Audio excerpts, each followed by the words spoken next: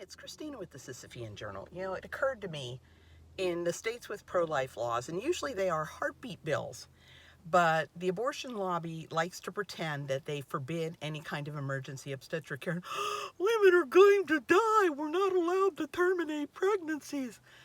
And most people can tell the difference between a dead baby and a live one.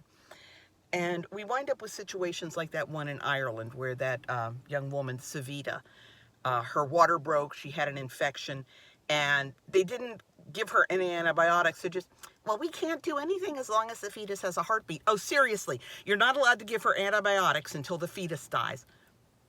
Maybe not true. But they let her die, and then they let the news know, oh, we weren't allowed to provide her with any care. So if you're smart enough to get through med school, you can tell the difference between a dead baby and a live one.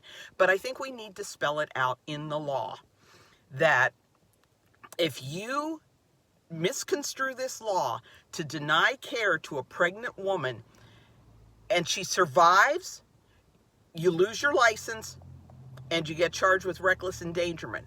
If she dies, it's homicide because you knew you were allowed to provide this woman care and you didn't. And, you know, maybe even spell it out. Use a couple of examples that the abortion lobby's been in. If you refuse to give her antibiotics, if you refuse to give her a blood transfusion, if you refuse to do a C-section, if you refuse to induce labor, if you refuse to treat a miscarriage, any of these, and your claim is that the law doesn't allow you to provide that care, the very fact that you did that, that's reckless endangerment. That's the same as if you're dangling your Michael Jackson baby dangling a baby off the balcony. You were deliberately risking her life to score political points, and if she dies, it's homicide. And I think that ought to fix their little red wagon. They'll stop deliberately endangering women.